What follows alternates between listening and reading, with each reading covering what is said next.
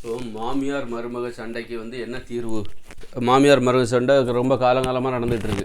ரொம்ப வருஷக்கணக்காகவே நடந்துகிட்ருக்கு. ஆயிரக்கணக்கான வருஷங்கள் மாமியார் மருமகளுக்கு இடையில சண்டை நடந்துக்கிட்டே இருக்குது. இதுக்கு தீர்வு என்ன? ஒரு தீர்வு சொன்னால் நிரந்தரமாக இருக்கணும், அவ்வளோதான். அந்த பிரச்சனையை முடிச்சிடணும்.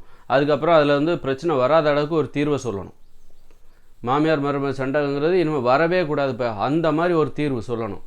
அதுதான் அந்த பஞ்சாயத்தை முடிச்சிடணும். அப்போது எப்படி தீர்வுதுன்னா, பெண்கள் திருமணத்திற்கு பிறகு தனது தாய் வீட்டை விட்டு வெளியே போகக்கூடாது. தாய் வீட்டிலே தான் இருக்கணும். மாமியார் வீட்டுக்கெல்லாம் போகக்கூடாது. ஒரு கணவனுடைய வீட்டுக்கெல்லாம் ஒரு பெண் போகக்கூடாது. அவள் தனது தாய் வீட்டிலே இருந்துட்டான்னு வச்சுக்கோங்க.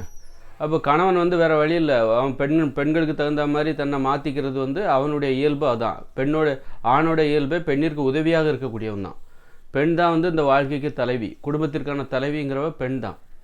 அப்போ பெண்ணிற்கு உதவி செய்யக்கூடியவன் தான் ஆண். ஒரு கணவன் என்பவன் மனைவிக்கு உதவியாக இருக்கக்கூடியவன். குடும்பத்தை தலைமையேற்று வழி நடத்துகிற ஒரு மனைவிக்கு உதவியாக இருக்கக்கூடியவன் தான் இந்த கணவன். அப்படி இருக்கும்போது ஒரு மனைவிக்கு எது பாதுகாப்பு? அவள் அம்மா வீட்டில் இருக்கிறது தான்.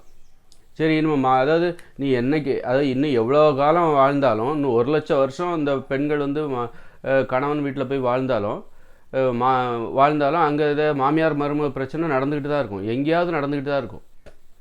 அதனால் நடக்காமல் இருக்காது. அப்போ அந்த பிரச்சனைக்கு ஒரு முடிவு, பிரச்சனையே வரக்கூடாது. அந்த மாதிரியான ஒரு தீர்வு என்னென்னா, பெண்கள் தன்னுடைய தாய் வீட்டிலே இருந்துக்க வேண்டியதான்.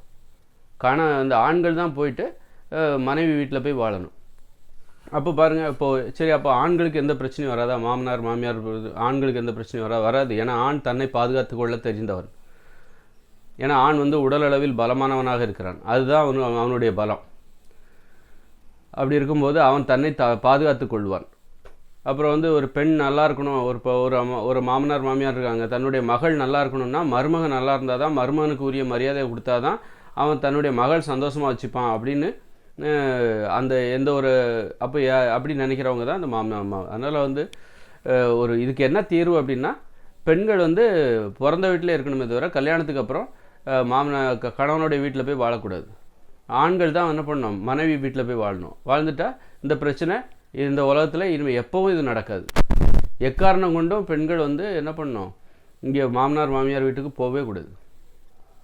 அந்த மாதிரி ஒரு பரிசோதனை, அந்த மாதிரி ஒரு தைரியம், அது ஒரு பயங்கர தைரியம். அந்த மாதிரி தைரியம்லாம் தேவையில்லை. அதெல்லாம் இந்த மாமனார் மாமியார் பிரச்சனைக்கு காரணமாக இருக்குது. அதனால் இதுதான் ஒரு நிரந்தர தீர்வு. அவ்வளோதான், முடிஞ்சு போச்சு பஞ்சாயத்து.